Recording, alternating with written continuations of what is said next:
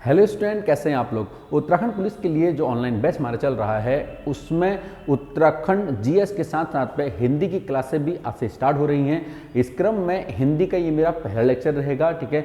इसमें मैं आपको बताऊंगा कि हिंदी को मैं किस तरह से यहाँ पे आपको कवर कराऊंगा और हिंदी का जो पहला टॉपिक होगा उस पर मैं यहाँ पे डिस्कशन कर लूंगा, ठीक है। मतलब उसी में मैं यहाँ पे कंप्लीट कर दूंगा। देखिए यहाँ पे तो इस क्रम में आपको सबसे पहले बात करता हूँ। देखिए यहाँ पे हिंदी को मैं आपको यहाँ पे 4 पार्टों में कंप्लीट कराऊंगा, ठीक है। हिंदी को 4 पार्टों में कंप्लीट कराऊंगा।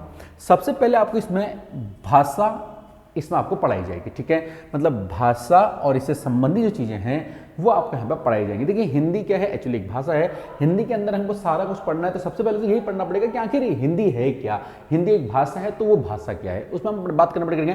ध्यान रखना, सिर्फ एग्जाम के पॉइंट ऑफ व्यू से ही आपको यहाँ पढ़ाया जाएगा, ठीक है। सारी की सारी आपकी कॉपी के अंदर जितने भी बातें आप अपनी कॉपी में लिखोगे वो सारी आपके एग्जाम के पॉइंट ऑफ व्यू से रिलेटेड रहेंगी, ठीक है। देखिए यहाँ पे भाषा की मैं बात करता हूँ तो इसमें आपको मैं यहाँ पे 3 चीजें पढ़ाऊंगा, ठीक है। सबसे पहले हिंदी भाषा और उसका विकास, ठीक है। हिंदी भाषा का उद्गम और विकास, मतलब हिंदी भाषा का उद्गम मैं आपको पढ़ाऊंगा और उसका विकास किस तरह से हुआ पहले ये बात करूंगा।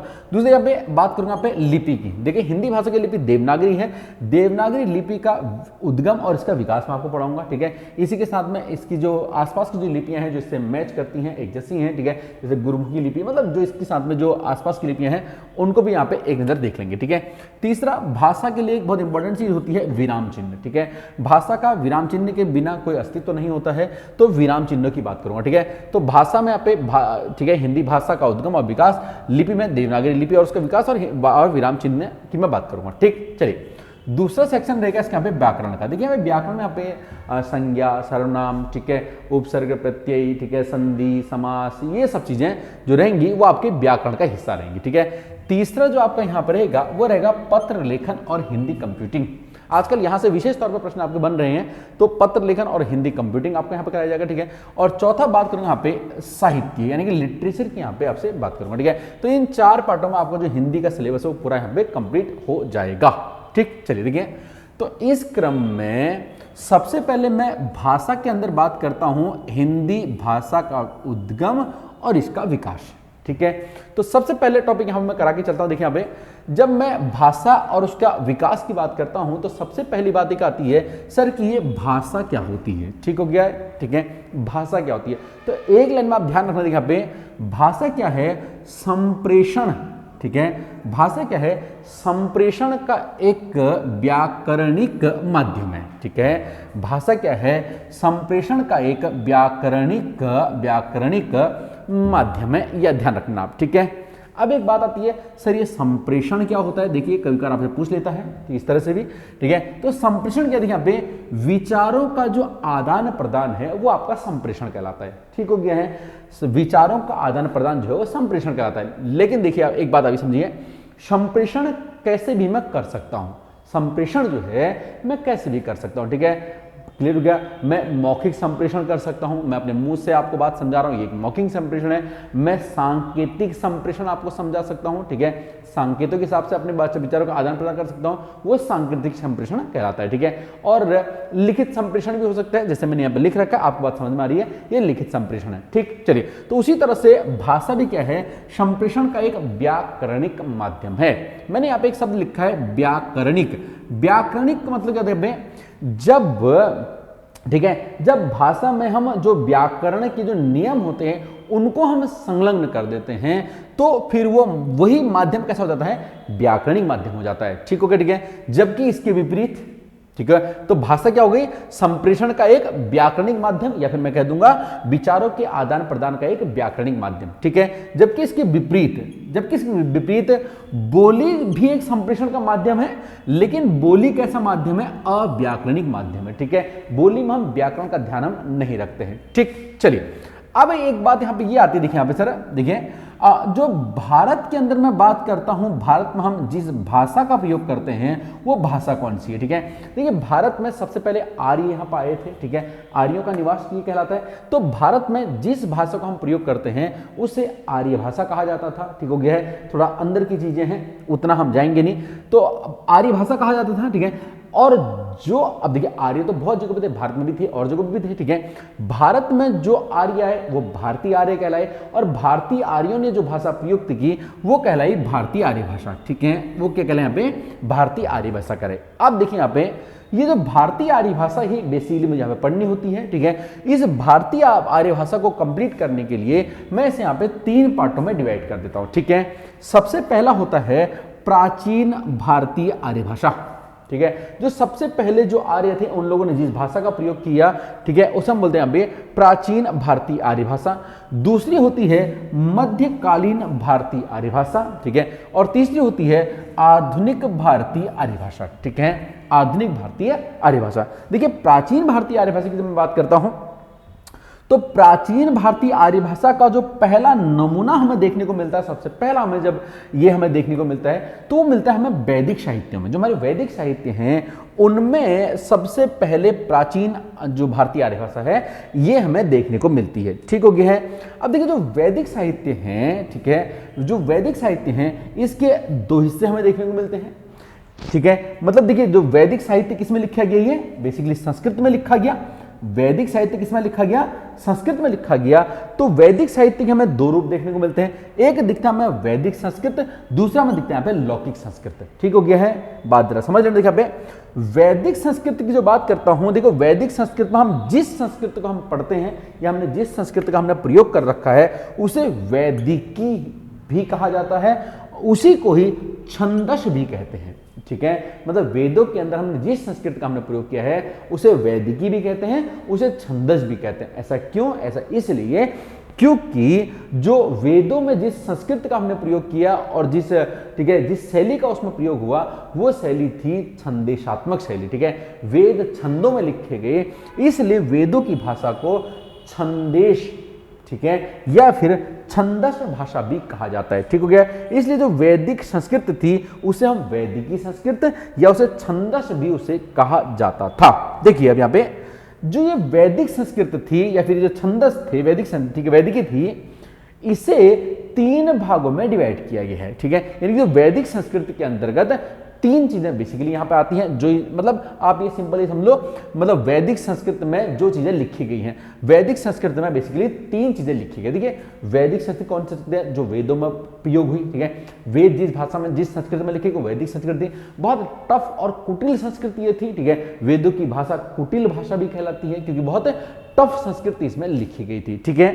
तो बेसिकली इसमें 3 चीजें इसमें लिखी गई। सबसे पहले इसमें लिखी गई, देखिए यहाँ पे संहिता, ठीक है, सबसे पहले यहाँ पे संहिता लिखी गई। दूसरे इसमें यहाँ पे ब्राह्मण ग्रंथ लिखे गए, ब्राह्मण ग्रंथ, और तीसरे यहाँ पे इसमें उपनिषद लिखे गए, ठीक हो गया है। देखिए जब मैं संहिता की बात करता हूं तो इसमें 4 तरह की संहिताएं लिखी गई। किस तरह पे 4 तरह की इसमें संहिताएं लिखी गई। सबसे पहली संहिता थी ऋक संहिता। सबसे पहली कौन सी थी यहाँ पे? ऋक संहिता सबसे पहली संहिता थी, ठीक है। देखिए जो ऋक संहिता थी इसमें बेसिकली जो वर्णन है वह है स्तुति का। स्तुति मतलब क्या होता है? स्मरण, यानी कि जो हम देवी देवताओं को हम याद करते हैं वो स्तुति कहलाती है। तो इसमें स्तुतियों का वर्णन था ऋक संहिता के अंदर, ठीक है। देखिए यहाँ पे इस ऋक संहिता में 10 मंडल हैं, सारी की सारी बातें पेपर आपसे पूछी जाती है, ठीक है। इसमें 10 मंडल हैं, 1028 इसमें सूक्त हैं और टोटल 10,580 इसमें रचनाएं हैं। किसमें? जो ऋक संहिता है, मतलब जो ऋग्वेद आपका है बेसिकली, ठीक है। देखिए दूसरी है यहाँ पे साम संहिता, यानी कि सामवेद। साम संहिता जो है, ठीक है, उसमें 75 मंत्र हैं, 75 इसमें आपके यहाँ पे मंत्र आते हैं। किसमें? यहाँ पे साम संहिता में। देखिए यहाँ पे तीसरी है यजुर संहिता। यजुर संहिता में बेसिकली जिन चीजों का वर्णन है वह है कर्मकांड, ठीक है। जो कर्मकांड संबंधी जो मंत्र हैं वो यजुर संहिता के अंदर हैं, ठीक। चलिए ये जो यजुर संहिता है ये गद्य और पद्य दोनों में है। बस एक बात ये भी ध्यान रखना, कभी आपसे पूछ लेता, ठीक है। यजुर संहिता के यहाँ पे यजुर्वेद जो है यहाँ पे वो क्या पे गद्य और पद्य दोनों में, ठीक है। तीसरी है, चौथी यहाँ पे अथर्व संहिता। अथर्व संहिता में आपका यहाँ पे जादू टोने का इसमें यहाँ पे मंत्र इसमें आपको मिलते हैं, जादू टोने से संबंधित इसमें आपको यहाँ पे मंत्र, जैसे इसमें आपके भगवान की स्तुतियों के मंत्र हैं, ठीक है। इसमें कर्मकांड संबंधित मंत्र हैं, तो इसमें क्या पे जादू टोने से संबंधित जो मंत्र हैं वो अथर्व संहिता में, ठीक। चलिए ठीक है। अब देखिए संहिता को थोड़ा सा मैं अगर आगे डिस्क्राइब करूंगा तो इसमें दूसरी चीज क्या लिखी गई, इसमें यहाँ पे ब्राह्मण ग्रंथ लिखे गए हैं, ठीक है। बेसिकली देखो क्या था इसमें, पे जो संहिता के अंदर जो एक कर्मकांड है, बेसिकली जो यजुर संहिता है, इस यजुर संहिता की इसमें व्याख्या है, यानी कर्मकांडों की व्याख्या जिसमें की गई है उनको बोलते हैं ब्राह्मण ग्रंथ। ठीक हो गया, ठीक है। तो ऋग्वेद के अंदर जो भी क्या था यहाँ पे चीजें थी, ठीक है।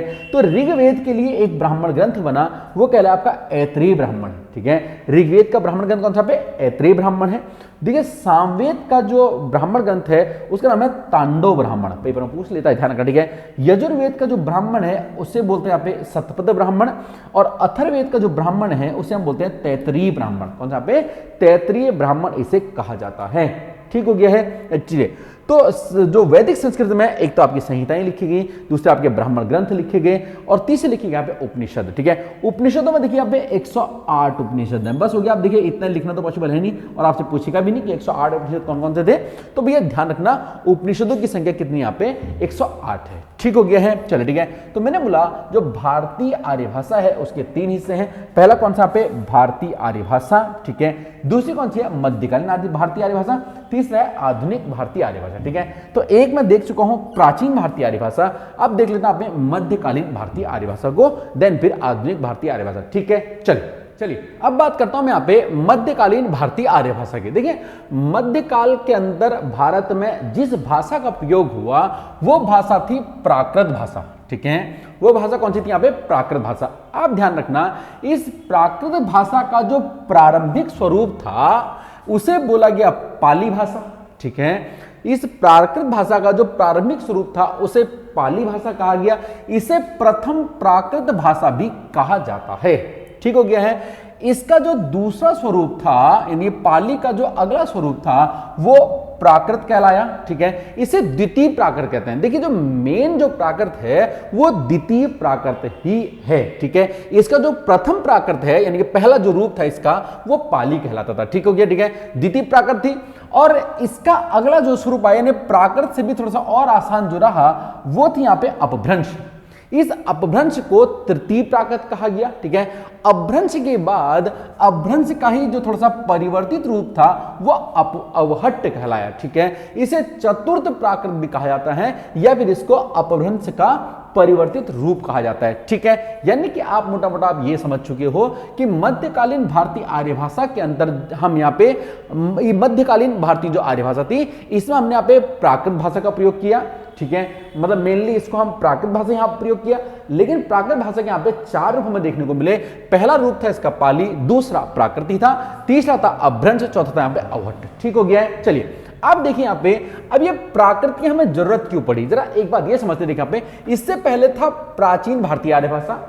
प्राचीन भारतीय आर्य भाषा के भी 2 हिस्से थे। सबसे पहले था वैदिक संस्कृत जो बहुत टफ संस्कृत थी, इसकी लिपि कुटिल थी, इसे कुटिल संस्कृत भी कहा जाता था, ठीक है। इसका थोड़ा सा आसान रूप मैंने आपको बोला था, ठीक है। इसका जो थोड़ा आसान रूप था वो कौन था, लौकिक संस्कृत था। इस लौकिक संस्कृत का थोड़ा सा और आसान जो रूप था वो था आपका पाली। क्लियर हो गया है, जिसे हमने प्रथम प्राकृत बोला। ठीक हो गया है। एक बात ध्यान रख दिया पे, जो ये पाली है ये भारत की प्रथम देश भाषा भी इसे बोला जाता है, ठीक है। भारत की प्रथम देश भाषा या भारत की प्रथम देशी भाषा भी इसे कहा जाता है, आप ये ध्यान रख लेना, ठीक है। सर पाली का अर्थ क्या होता है, देखिए पाली का जो बेसिक अर्थ है, पाली का अर्थ होता है बुद्ध वचन, ठीक है। भगवान बुद्ध के जो वचन हैं, ठीक है, ठीक है, इसी को ही हम क्या बोलते हैं, पाली बोलते हैं। तो पाली का अर्थ क्या है, बुद्ध वचन, ठीक है। अब देखिए पे बुद्ध वचन यानी कि बुद्ध के जो वचन थे, इसमें बुद्ध वचन को 3 ग्रंथों में संकलित किया गया है। भगवान बुद्ध के जो वचन थे उन्होंने जो भी उपदेश दिए उन्हें 3 ग्रंथों में संकलित किया गया है, ठीक है। पहला ग्रंथ है सुत्त पिटक। पहला ग्रंथ कौन सा है, सुत्त पिटक। सारी बातें पेपर में पूछ जाती है, ध्यान रखना, एक्स्ट्रा एक बात भी यहाँ पे नहीं लिखाई जाएगी, ठीक है। पहली ग्रंथ है यहाँ पे सुत्त पिटक, दूसरी है विनय पिटक, और तीसरे है अभिधम्ब पिटक। यहाँ पे अभिधम्ब पिटक, यहाँ पे तीसरा पिटक है। एक बात जरा समझिए, आप देखिए सुत्त पिटक जो था भगवान बुद्ध ने साधारण बोलचाल की भाषा में जो उपदेश दिए वो कहलाए आपके सुत्त पिटक, ठीक है। साधारण बोलचाल में उन्होंने जो उपदेश दिए वो सुत्त पिटक कहलाए। सुत्त पिटक के अंदर 5 ग्रंथ आते हैं, यानी कि 5 निकाय आते हैं इसमें, ठीक है। इसमें 5 निकाय आते हैं। पहला कौन सा है, दीर्घ निकाय, दूसरा है कंझिम निकाय, दूसरा कौन सा पे कंझिम निकाय यहां में लिखा है। तीसरा है संयुक्त निकाय, चौथा है अगुंतर निकाय, पांचवा है खुद्दक निकाय। आपसे पूछ लेगा बताओ भैया खुद्दक, ठीक है, किसका पार्ट है, तो आपको बताना होगा ये सुत्पिटक का हिस्सा है, ठीक है। आपसे अगुंतर किसका हिस्सा है, अगुंतर निकाय किससे संबंधित है, किसका हिस्सा है, तो भैया किससे है, सुत्पिटक से, ठीक है। दूसरा देखिए यहाँ पे विनय पिटक।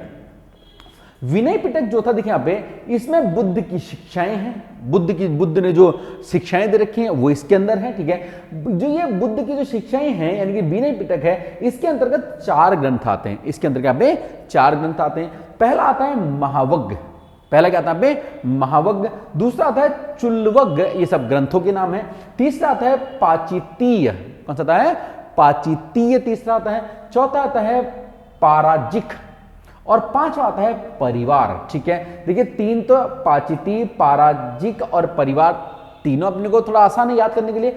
महावग्ग और चुल्लवग्ग ये भी अपने को थोड़ा सा आसानी है वग्ग के नाम से, ठीक है। तो बुद्ध की जो शिक्षाएं हैं विनय पिटक के अंतर्गत ये 5 आती हैं, ठीक है। मतलब विनय पिटक के ये 5 हिस्से हैं, 5 ग्रंथ है। तीसरा है अभिदम्भ पिटक। देखिए अभिदम्भ पिटक में क्या है, देखिए जो एक धर्म था, एक चित्त धर्म, ठीक है, चित्त या चैतन्य धर्म इसे कहते हैं। चित्त धर्म का विश्लेषण जो बुद्ध ने अपने भाषाओं में किया है या अपने हिसाब से किया है, उसको संकलित किया है अभिदम्भ पिटक के अंदर, ठीक है। अभिदम्भ पिटक में 7 ग्रंथ आते हैं, अभिदम्भ पिटक के अंदर 7 ग्रंथ आते हैं। सबसे पहला है विभंग, पूछा भी गया है विभंग, ठीक है। दूसरा है धातु कथा, तीसरा है पुग्गल, चौथा है कथा वस्तु, पांचवा है यमक और छठा है यहाँ पे पठान, ठीक है।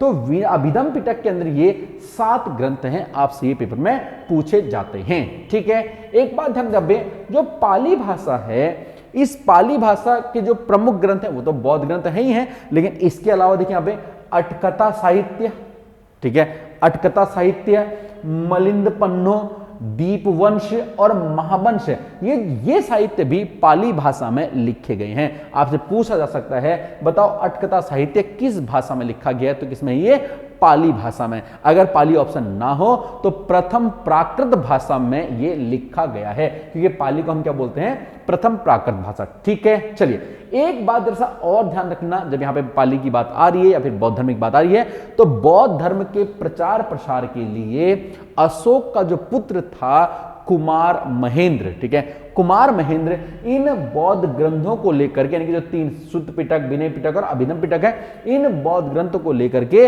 लंका गया था, श्रीलंका गया था। ये बात भी आप यहाँ पे ध्यान रख लेना, ठीक। चलिए देखिए अब पाली का थोड़ा सा और जो आसान रूप हुआ, ठीक है, पाली का जो थोड़ा सा और आसान रूप हुआ वो कहला आपका यहाँ पे प्राकृत है, ठीक है। इसे हम द्वितीय प्राकृत भी कहते हैं, क्योंकि प्रथम प्राकृत ये है तो ये द्वितीय प्राकृत हो गई, ठीक है। तो जो मूल प्राकृत, जो मतलब बेसिक जिसे हम प्राकृत बोलते हैं, वो द्वितीय प्राकृत है, ठीक है। देखिए प्राकृत का मतलब क्या होता है, क्या अर्थ है प्राकृत का, भी आपसे पूछ लेगा, ठीक है। देखिए पाली का अर्थ पूछा जा सकता है, प्राकृत का अर्थ पूछा आपसे जा सकता है, ठीक है। प्राकृत का अर्थ होता है पहले की बनी हुई, पहले की बनी हुई, इसका बेसिक अर्थ है। देखिए प्राकृत की जो जननी है पहले की बनी हुई है, तो भैया इसकी कोई ना कोई जननी होगी, मतलब पहले कोई ना कोई होगा ना जिससे ये निकली है। तो प्राकृत की जो जननी है वो है संस्कृत, ठीक है। प्राकृत की जननी जो है वो संस्कृत है। देखिए जो प्राकृत है इसका प्रथम नाम, पहली बार इसका जो जिक्र मिलता है आपका पे वरुरुचि, ठीक है, वरुरुचि के अपने एक व्याकरण ग्रंथ है जिसका नाम है प्राकृत प्रकाश, ठीक है। उसमें सबसे पहले हमें इस द्वितीय प्राकृत को हमें देखने को मिलता है, ठीक है। ये द्वितीय प्राकृत जो है वो हमें वहां पे देखने को मिलती है, ठीक है। अभी जो प्राकृत प्रकाश है, इस प्राकृत प्रकाश के 4 भेद हैं। इस मतलब ये जो किताब है ये बेसिकली ब्राह्मण, ये क्या पे सॉरी ये व्याकरण है, इसके 4, इसमें क्या है, इसके पे 4 भेद है। पहला भेद है महाराष्ट्री, ठीक है। महाराष्ट्री महान राष्ट्र की भाषा इसको बोला गया है, मतलब महाराष्ट्र के क्षेत्र में बोली जाने वाली जो प्राकृत थी उससे महाराष्ट्री बोला गया है, ठीक है। दूसरी थी पैसाची, ठीक है, भूत पिचासों के लिए जो भाषा बोली जाती थी, ठीक है, इसे भूत भाषा भी इसे कहा गया है। फिलहाल ये प्राकृत प्रकाश का ही दूसरा हिस्सा है। तीसरा है मागधी, ठीक है। मगध की जो भाषा थी, मगध में जिस प्राकृत भाषा को बोला जाता था उसे मागधी कहते थे। हैं सब ये प्राकृत, ठीक है। देखो महाराष्ट्री क्या है, प्राकृत है, पैसाची क्या है, प्राकृत है, मागधी क्या है, प्राकृत है, लेकिन अलग अलग जगह पे प्रयोग हो रहा है, ठीक है। अगले यहाँ पे देखिए सौरसैनी। सौरसैनी जो है मध्य एशिया के अंदर एक देश है। मध्य एशिया आप जानते हो एशिया का बीच वाला हिस्सा, ठीक है। ईरान हो गया, तुर्की हो गया, ठीक है, ये सब जो है मध्य एशियाई देश है। तो मध्य एशिया में एक देश था सूरसेन, पहले एक देश रहा होगा, ठीक है, सूरसेन। इस सूरसेन की जो भाषा थी वो थी सौरसैनी, ठीक है, सौरसैनी, ठीक है। तो उस वो भी क्या है, वो भी क्या थी, एक तरह की प्राकृत भाषा ही थी, ठीक हो गया है। मध्य एशिया के अंदर जो देश कौन सा पे सौरसैनी था, उसकी भाषा क्या थी यहाँ पे, सौरसैनी भाषा थी, ठीक है। तो ये जो प्राकृत प्रकाश है इसके अंदर मतलब इस प्राकृत भाषा को 4 भागों में डिवाइड कर दिया गया है। मतलब इसने कहा ये वाली जो है ये महाराष्ट्र वाली है, ये पैसाची वाली है, ये मागधी है, ये इस तरह से, ठीक। चलिए एक बात ध्यान देखिए, जो इस प्राकृत भाषा है, इस प्राकृत भाषा का सबसे अच्छा प्रयोग या सबसे सही प्रयोग जो किया है वो किया है हेमचंद ने। इस हेमचंद को प्राकृत का पाणिनि भी कहा है, जैसे संस्कृत के जो सबसे बड़े विद्वान रहे हैं वो पाणिनि रहे हैं, ठीक है। तो हेमचंद को प्राकृत का पाणिनि कहा जाता है। इन्होंने अपनी जो व्याकरण ग्रंथ लिखी उसका नाम था प्राकृत व्याकरण। उसका नाम क्या था पे, प्राकृत व्याकरण उसका नाम था, आप ध्यान रख लेना, ठीक है। चलिए अभी जो प्राकृत थी इसका भी थोड़ा सा और आसान रूप जो हुआ वो कहलाया आपका अपभ्रंश। वो आपको क्या लगा यहाँ पे, अपभ्रंश कहलाया। देखिए अपभ्रंश जो है ये अपभ्रंश मध्यकालीन आर्य भाषा, यानी कि ये अपभ्रंश क्या है, मध्यकालीन आर्य भाषा और आधुनिक आर्य भाषा के बीच की इसे कड़ी माना जाता है, ठीक है। मतलब ये मध्यकालीन आर्य भाषा और आधुनिक आर्य भाषा के बीच की जो कड़ी है इसे हम क्या बोलते हैं यहाँ पे, इसे अपभ्रंश कहा जाता है, ठीक है। इसे मध्यकालीन और आधुनिक के बीच की कड़ी। किसने कहा इसको मध्यकालीन और आधुनिक आर्य भाषा के बीच की कड़ी, तो ये कहा था सुमित चटर्जी ने, ठीक है। सुमित चटर्जी एक हिंदी साहित्यकार रहे हैं, इन्होंने इसे यहाँ पे अपभ्रंश क्या बोला पे, मध्यकालीन और आधुनिक आर्य भाषा के बीच की कड़ी इन्हें कहा है, ठीक है। देखो कुछ इतिहासकारों ने इन्हें यहाँ पे, क्योंकि ये बीच की कड़ी है, ठीक है, मध्यकालीन और आधुनिक के बीच की कड़ी है, इसलिए इसको संधिकालीन भाषा भी कहा। संधिकालीन भाषा मतलब बीच में जोड़ने वाली भाषा, ठीक है। एक बात ध्यान रखना, ये जो अपभ्रंश है, इस अपभ्रंश शब्द का पहली बार प्रयोग कब हुआ, इस अपभ्रंश शब्द का पहली बार प्रयोग किया था पतंजलि ने।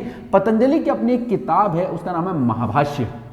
पतंजलि की एक किताब है महाभाष्य। महाभाष्य में सबसे पहले इसका प्रयोग यहाँ पे किया गया था, ठीक है। चलिए अब ध्यान दीजिए, ये जो अपभ्रंश है, अपभ्रंश भाषा का जो सबसे प्राचीन ग्रंथ हमको मिलता है वो मिलता है हमें भरत मुनि का नाट्यशास्त्र, ठीक है। भरत मुनि ने जो अपना नाट्यशास्त्र लिखा है वो सबसे प्राचीन ग्रंथ हमें मिलता है किसका, यहाँ पे अपभ्रंश भाषा का। सारी की सारी बातें पेपर में पूछी गई है, आगे भी जरूर पूछी जाएंगी, ठीक है। ध्यान देखिए, ये जो अपभ्रंश भाषा है इसे उकार बाहुल्य भाषा भी कहते हैं इसे, ठीक है। मतलब उकार मतलब ऊ का उच्चारण, ठीक है, जैसे ई ऊ, ठीक है। ई जो उकार मतलब ऊ जो सब वर्ण है, ठीक है, ऊ का सबसे ज्यादा प्रयोग इस अपभ्रंश में किया जाता था, इसलिए इसको उकार बहुल भाषा भी इसे कहा जाता है, ठीक। चलिए अब इस अपभ्रंश का थोड़ा सा और आगे हमने रूप जो देखा, थोड़ा परिवर्तित रूप जो है वो है अवहट्ट। इसके बारे में कुछ है नहीं, ठीक है। अवहट्ट जो है यहाँ पे अपभ्रंश का परिवर्तित रूप है। आप एक ध्यान रखिएगा, इस अवहट्ट शब्द का सबसे पहले जो प्रयोग किया था वो क्या था, ज्योतिश्वर ठाकुर ने। ज्योतिश्वर ठाकुर ने इस अपभ्रंश का अवहट्ट का सबसे पहले प्रयोग किया था। ज्योतिश्वर ठाकुर की अपनी एक पुस्तक है, इसका नाम है वर्ण रत्नाकर, ठीक है। वर्ण रत्नाकर अपनी किताब है, उसमें सबसे पहले हमको अवहट्ट जो है वो देखने को हमें यहाँ पे मिली है। क्लियर हो गया है, ठीक है। चलिए तो ध्यान रखना, यहां मैंने यहां पे देखा, यहां पे क्या, मध्यकालीन भारतीय आर्य भाषा को मैंने यहां पे देखा है। इससे पहले मैंने यहां पे इस वीडियो में प्राचीन भारतीय आर्य भाषा को मैंने यहां पे देखा है, ठीक है। चलिए अब ध्यान पे अगले लेक्चर में यहाँ पे आधुनिक भारतीय आर्य भाषा को मैं यहाँ पे देखूंगा, जो अपने आप में एक बड़ा लंबा लेक्चर आपका रहेगा, ठीक हो गया है। इसके बाद जाकर के, ठीक है, आधुनिक भारतीय आर्य भाषा को मैं यहाँ पे देख लूंगा, कोई वाली बात नहीं, ठीक है।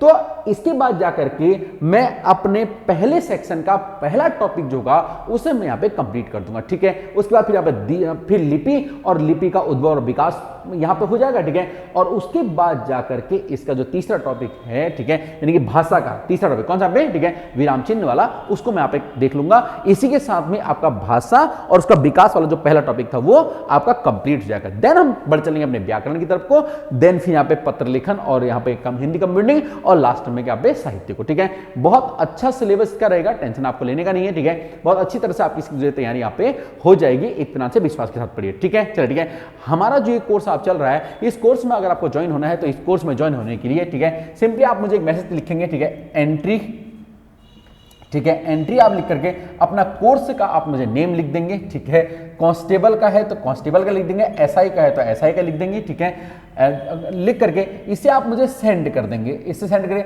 975888034949 पे।